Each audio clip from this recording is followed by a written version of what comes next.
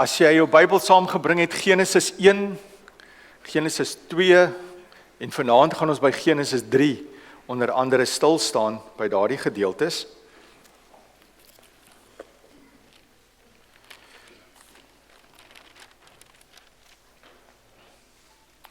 Daar sekere oomblikke in 'n mens se lewe wat jy sal saamstem wat nogal lewensveranderend is. Is dalk 'n enkele oproep wat jy ontvang het. Of 'n enkele gesprek wat jy gehad het met iemand. Of 'n enkele keuse wat jy moes maak. Of dalk een verkeerde afrit terwyl jy daar in Johannesburg rondry op die snelweg en dit kan jou kilometers van jou bestemming afvat. Dis een keuse wat lewensveranderend kan wees. En dalk het jy dit al ervaar dat jy moes een keuse maak en dit was inderdaad lewensveranderend gewees. Ek en jy maak honderde keuses elke dag. Die lewe is vol keuses. Maar sommige keuses se impak is verrykend. Sommige keuses word gedryf deur ons eie ego. Ander word gedryf van 'n plek van seer en stikkend. Ander word gedryf deur liefde. Ander word gedryf deur geloof. Maar keuses maak ons. Elkeen van ons. Soms kan jy vinnige keuses maak. Ander kere vat dit vir jou jare om 'n keuse te maak. Dis soos die kind wat 'n nuwe fiets gekry het. En sy pa sê vir hom, luister, jy moet nou net in hierdie erf ry met jou nuwe fiets. Moenie buite hierdie erf gaan nie. Maar nou weet jy hoe werk dit. Hoe werk dit in 'n kind se denke? Hier buite is die pad. Dis oop. Die straat is aanloklik. Dit lyk opwindend, want daar kan hy vinniger ry en hy kan verder ry. Wat kan tog nou gebeur as hy hier in die straat ry? Dis een enkele besluit en hy's uit by die hek. En hy geniet die vryheid van die nuwe fiets en hy's op en af in die straat en dis al hoe vinniger en al hoe vinniger. En die volgende oomblik verloor hy beheer. Is dit nie die storie van die lewe nie, as jy mooi daaraan dink? Ons sê altyd vir mekaar, maar die gras is altyd groener aan die ander, of dit lyk altyd groener aan die ander kant van die draad. Ons lewe tussen regte en verkeerde keuses en soms wonder ons wat is die regte keuse om te neem en ander kere neem ons 'n keuse en dan besef ons maar dit was die verkeerde keuse. Maar kom ek vra vanoggend vir jou, wat is jou dryfveer en jou motief as jy keuses neem? Tot watter mate staan God sentraal in die keuses wat jy neem?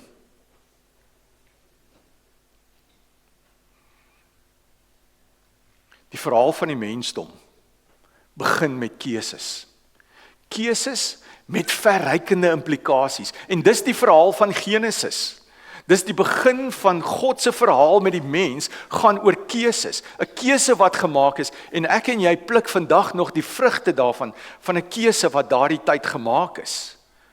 Ons word in Genesis, sal nou by die teks stil staan, ons word in Genesis bekend gestel aan 'n Here God, Jahwe Elohim, soos wat hy homself bekendstel aan ons. Jahwe Elohim, wat die aarde maak en alles daarop. Hy maak alles en hy sê maar alles is goed en hy was tevrede. En so ook die skepping van die mens, van Adama, wat gemaak is hier uit die stof, uit die boogrondjies.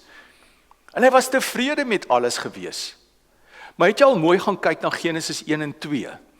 Het jy al agtergekom dat daar 2 skepingsverhale in die Bybel is? Ons sit nie net met een skepingsverhaal nie. En sommer net so op 'n ligter trant, ek dink toe God het dalk gedink aan 'n linkerbrein persoon en 'n regterbrein persoon. Nou 'n linkerbrein persoon dink mos altyd alles moet logies wees en logies op mekaar volg. So as jy Genesis 1 lees en jy lees die skepingsverhaal, is dit 'n mooi logiese volgorde. God begin en hy maak alles en hy kry alles in orde en is dag 1, dag 2 en so gaan hy aan. En dan, wie maak hy laaste? Hy maak die mens laaste. Hy doen eers al die ander goed en dan maak hy die mens. Daar word nie gesê dat hy jy weet, hy sê net, lees saam met my Genesis 1 vers 26 af.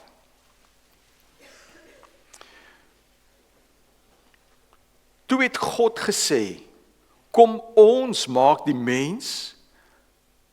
So hy praat nie hier van Adam en Eva nie, hy praat hier van die mens, as ons verteenwoordiger. Onthou, dis belangrik nou. Dis wat God in gedagte gehad het toe hy die mens gemaak het, wat op aarde moet wandel. Ons verteenwoordiger, ons beeld, sodat hy kan heers oor die vis in die see, die voëls in die lug, die makdiere, die wilde diere en al die diere wat op die aarde kruip. God het die mens geskep as sy verteenwoordiger. As beeld van God het hy die mens geskep. Man en vrou het hy hulle geskep. En dan, as jy die tweede skepingsverhaal lees, is dit anderste. In Genesis 2 word daar 'n ander skepingsverhaal aan ons bekend gestel. Die skepingsverhaal begin waar die mens eerste gemaak is. Waar Genesis 1 vir ons vertel die mens is laaste gemaak, begin hy in Genesis 2 met die mens wat eerste gemaak is. Lees saam met my Genesis 2 daarvan 2 vers 7 af. Die Here God het toe die mens gevorm uit die stof van die aarde. En hierso praat hy so 'n bietjie anderste, né? Want in Genesis 1 sê hy, maar ek maak jou as my verteenwoordiger, as beeld, sodat jy kan heers. Maar kyk nou, Genesis 2 se aanslag is so 'n bietjie anderste. Dis asof ons ietsie van God se hart hierin kry.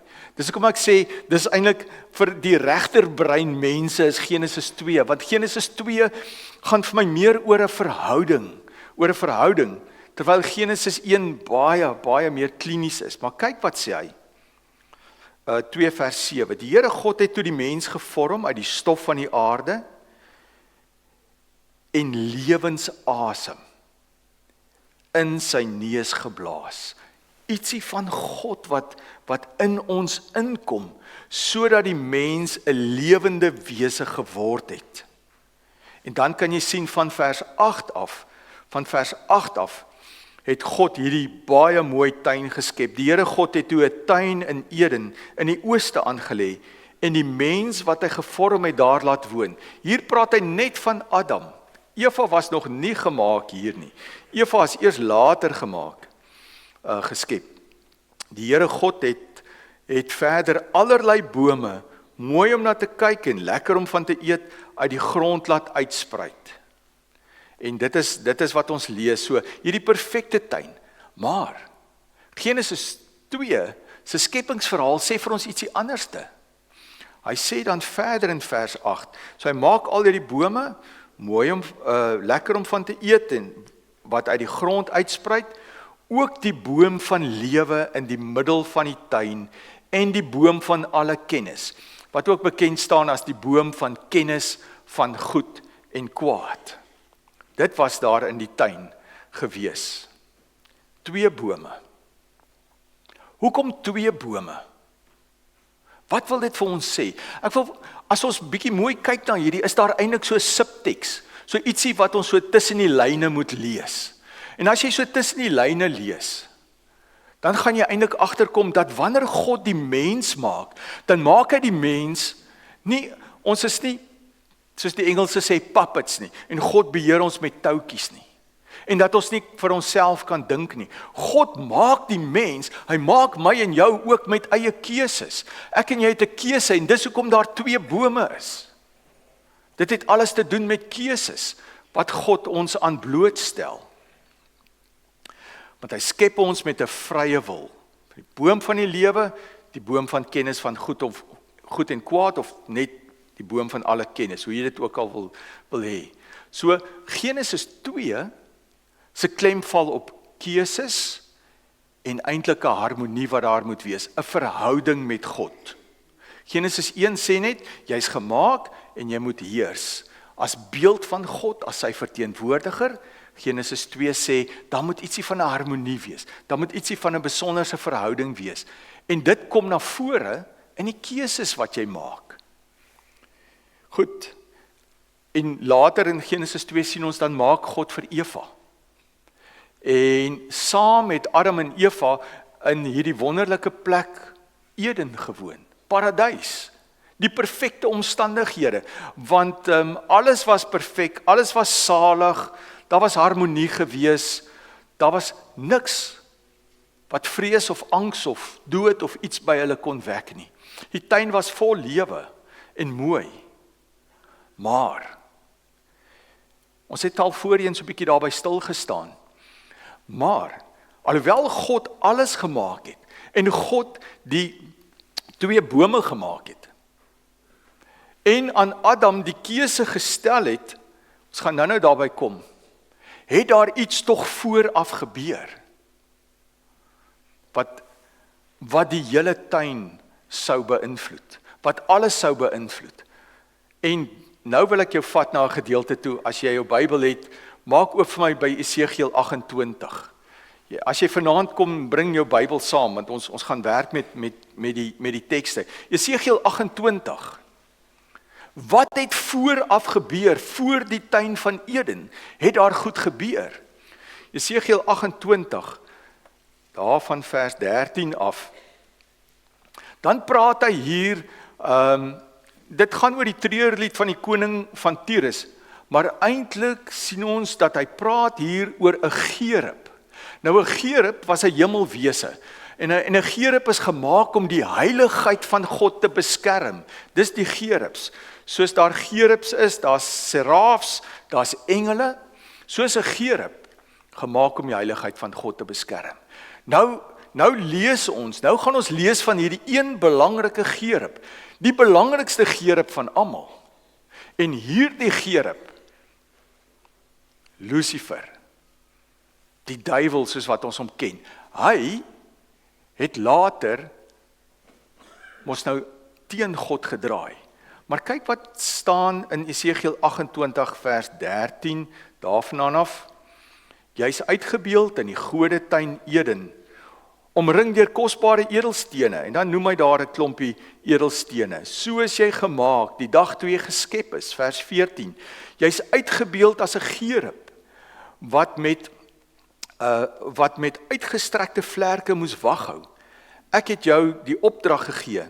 Jy was op die heilige Godeberg. Daar het jy rondgestap tussen glinsterende edelstene.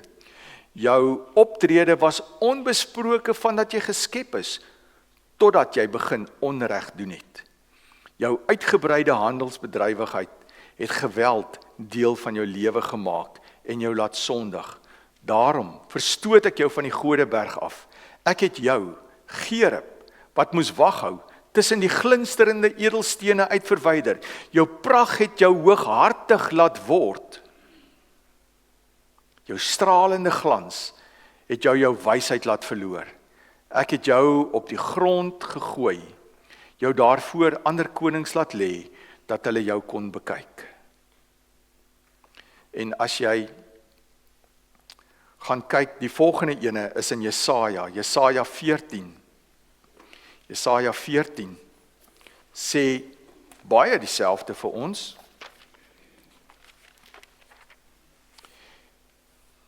In Jesaja 14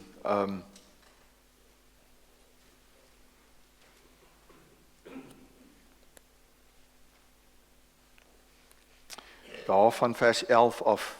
Jy het met jou hoogmoed, met die klank van jou harpmusiek en al in die doderyk beland. Jy lê tussen die maaiers, jy is oortrek van die wurms. Jy was die helder môre, jy wat die helder môre ster was, het uit jou hemel geval. Jy wat 'n oorwinnaar van nasies was, is in die grond verpletter. Wat het daartoe aanleiding gegee? 'n Gedeelte van Openbaring 12, as jy Openbaring 12 vers 7 tot 9, jy ken dit waarskynlik. Die oorlog wat in die hemel ontstaan het, nadat hierdie gerub, nadat die duiwel in opstand teen God gekom het. het daar oorlog in die hemel uitgebreek, want God moes dit aanspreek, want hier is 'n gerub wat sy heiligheid moet beskerm. Nou val hierdie gerub hom aan. En hierdie gerub draai teen hom, en hierdie gerub, hierdie wil eintlik soos God wees. Dis wat gebeur het voor die aardse toneel. En dan staan daar net, wat het met hom gebeur? Hy het God onderskat. Hy het die Skepper onderskat. Vers 7, Openbaring 12 vers 7. Daar het 'n oorlog gekom in die hemel. Michael en sy engele moes oorlog voer teen die draak. Hier word hy die draak genoem. Die draak en sy engele het oorlog gevoer, maar hulle is verslaan. In die hemel was geen spoor van hulle te vind nie.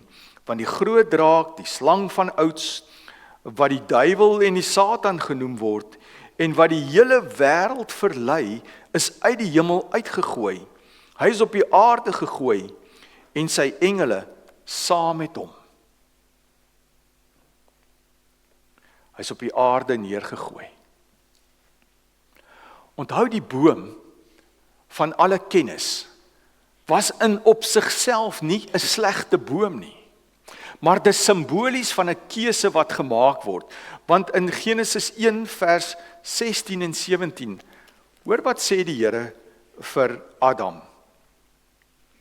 Die Here God het die mens beveel, vir Adam beveel, van al die bome in die tuin mag jy eet soos wat jy wil. Maar van die boom van alle kennis, die boom van kennis van goed en kwaad, wat daar in die middel van die tuin is, mag jy nie eet nie. Die dag as jy daarvan eet, sterf jy. So die Here gee hier aan die mens 'n bevel. En hy sê vir Adam, jy mag nie daarvan eet nie. En nou is die vraag, wat 'n mens seker vir jou vraag kan afvra, hoekom nie? Want God weet wat is die implikasies daarvan as die mens teen hom draai. Hy weet wat het gebeur in die hemel toe die gerub, toe Lucifer teen hom gedraai het. Nou maak hy die mens, en hy wil hê die mens moet self kan dink om te regeer, maar in afhanklikheid van God. Nou sê hy net, jy mag nie van daardie boom eet nie, want God weet beter. Dis soos hierdie hoenders, wat elke aand dan vat die boer hierdie hoenders, en hy sit hulle daar in die hok. En dan moan hierdie hoenders onder mekaar, oor hoekom moet ons nou weer vanaand in die hok? Ons wil vry wees, ons wil beweeg. Totdat hulle een aand gesien het, hoekom? Toe die jakkals daar verby beweeg. Toe besef hulle, hoekom die boer hulle elke aand in die hok sit. En die Here sê vir Adam, jy mag nie van daai boom eet nie.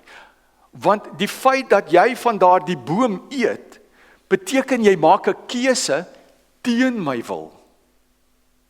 Jy kom lynreg teen my wil. En as jy lynreg teen my wil in beweeg, is daar implikasies vir jou lewe. Dan kan daar nie meer harmonie wees nie. En dis hoekom die dood dan gaan intree. Want God se bloudruk vir die mens was dat ons moet leef in 'n verhouding met hom, in afhanklikheid van hom. So die boom van die lewe sê vir ons, dis God se verhaal van, ek is teenwoordig.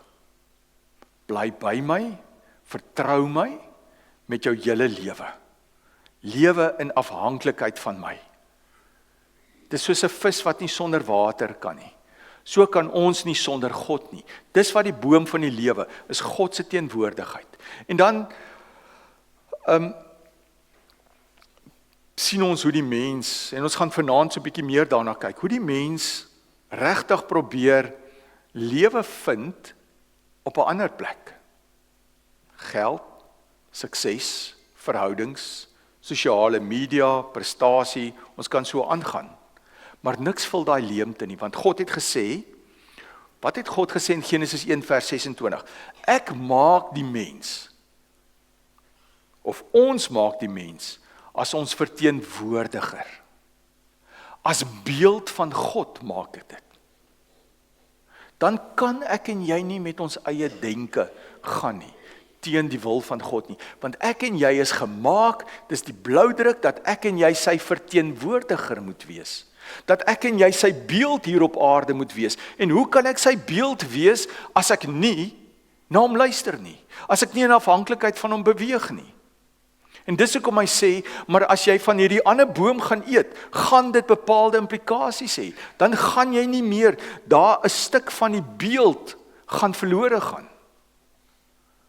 En dit is wat inderdaad gebeur het. Wat het gebeur met die mens se gees toe hulle die keuse maak teen God? Dis 'n ou soos Augustinus wat gesê het, ons harte is rusteloos totdat dit rus vind in U. Die boom van kennis van goed en kwaad is daardie ander keuse wat mense baie keer maak. Word net simbolies voorgestel. Is absoluut net 'n keuse teen God. Ons wat ouers is, jy sal weet as jy vir jou kind sê, moet nie dit doen nie. Dis nie 'n goeie idee om hierdie te doen nie. En dan sien jy baie keer dat hulle maar lynreg teen jou wil en teen jou hartsbegeerte ingaan. En dan weet jy, hulle gaan hulle koppe stamp. Want jy kan al die groter prentjie sien. Jy weet wat is die uitvloeisel van daardie gedrag. En dan doen hulle dit en dan gebeur dit so. En dis hoekom God vir Adam sê, en vir Eva eventueel, moenie daai goed doen nie. Moenie van daai boom eet nie, want ek weet wat gaan die gevolge daarvan wees. En die duiwel het in ons wêreld ingekom. En waaroor gaan dit in essensie? Dit gaan oor onafhanklikheid. Ons aanbid mense wat onafhanklik is. Ons sê, maar ek wil wees soos daardie ene. Onafhanklike, suksesvolle mense is nie noodwendig mense wat in 'n verhouding is met God nie. Ons moet eerder na mense kyk en by hulle leer wat regtig naby die Here leef. Maar die wêreld leer ons onafhanklike mense. Volg jou hart, leef wat jy dink wat goed is. Niemand mag vir jou sê wat reg en verkeerd is nie. Just do it. En wat gebeur as die mens dit doen? Met eie onafhanklikheid? Dis chaos, né? Dis gebroke verhoudings, dis geweld, dis verslawing, dis eensaamheid. Al hierdie goed gebeur. En vandag leef ons ook tussen twee bome. Ons leef nog steeds tussen daai twee bome. Ons leef nog steeds tussen die boom wat God daar gestel het, die boom van die lewe. En hy sê vir jou, die keuse hier vir die lewe is om saam met my te stap, want my bloudruk vir jou lewe is 'n verhouding met my. En vanuit hierdie verhouding uit kan jy regeer, kan jy leef soos wat ek vir jou in gedagte het. Of jy die keuse, die boom van alle kennis, of jy die keuse om teen my te kies en jou eie pad te volg. En jou eie denke te volg. En weet jy wat doen God? Hy laat ons oor daaraan. En ons pluk die vrugte daarvan. Ek en jy leef steeds vandag nog tussen afhanklik of onafhanklik. Oorgawe of selfregering. God se wysheid of jou eie wysheid. En ek wil volgende vir jou vra, waar bevind jy jouself? Doen gou 'n voorraadopname van jou lewe. Die Here se bloudruk vir jou lewe. Kom ons maak die mens.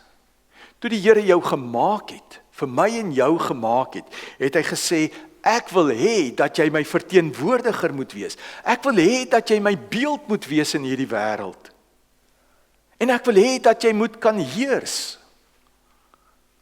Maar dit kan slegs gebeur vanuit 'n verhouding met my.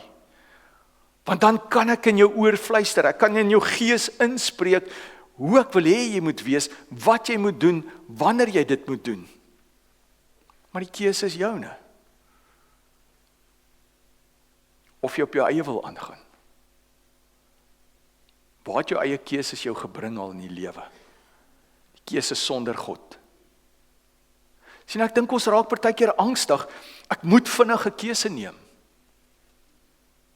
Nee, partykeer moet ons wag om keuses te neem. Moet ons wag vir die stem van die Here, moet ons tyd maak. Dis hoekom ons hierdie het, dat jou elke keer daaraan herinner. Hoe lyk jou sitkamertyd met God? Want dit is waar jou keuses beïnvloed word, in jou sitkamertyd. Want dis wanneer jy naby God beweeg. Ek en jy het elke dag die keuse tussen vlees of gees. En vanaand wil ek jou verder hier inlei. En ek wil vir jou kom wys, ons sit met hierdie twee keuses. Die Gerub, Lucifer, is op hierdie wêreld, hy's in hierdie wêreld, hy beweeg in hierdie wêreld, hy beweeg in Nelspruit. En hy wil hê dat jy 'n ander keuse moet maak as wat God vir jou beplan het. Vanaand gesels ons bietjie oor hoe beïnvloed hy jou? Wat is die gevolge daarvan? Wat het regtig gebeur met Adam en Eva? In terme van dit wat God in Genesis 1 vers 26 vir hulle bedoel het. Wat was die gevolg? Wat is God se hartklop nadat hierdie goed gebeur het? Nou gaan ons bietjie daarna kyk. Ek weet nie waar bevind jy jouself vanoggend nie. Maar die keuse is joune. Jy kan vanoggend weer opnuut net 'n keuse maak en sê, my eie pad, Here, het nie gewerk nie. Maar ek kies om voor U neer te buig, om te sê, ek wil U stem hoor, wil saam met U stap, sodat ek die bloudruk wat U vir my lewe het, kan begin leef. Vergeet van onafhanklikheid. Bring jou nêrens. Het gaan alles oor afhanklikheid van God. Mag die Here ons elkeen daarin help. Kom ons word vir 'n paar oomblikke stil.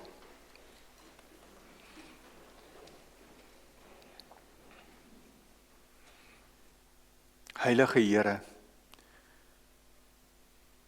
U wat Jahwe Elohim is, U wat die almagtige God is, wat ook naby ons beweeg. Vanoggend kom ons as gemeente, as individue, en ons kom buig voor U. Ons wil afhanklik wees van U. Here, hoor elke gebed vanoggend. Hoor elke smeekgebed wat na U toe kom. Here, kom lei vir ons. Kom praat met ons.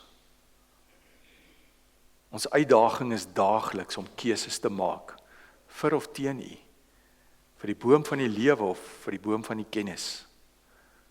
Vader, kom lei ons in hierdie week. Kom leer ons hoe om die regte keuses te maak. Wat die implikasies is van verkeerde keuses. Maar kom leer ons U hartklop hierdie week. U hartklop vir elkeen van ons. Sodat ons dit kan begin uitleef. Dankie vir U grootheid. Heilige Gees, kom vul ons.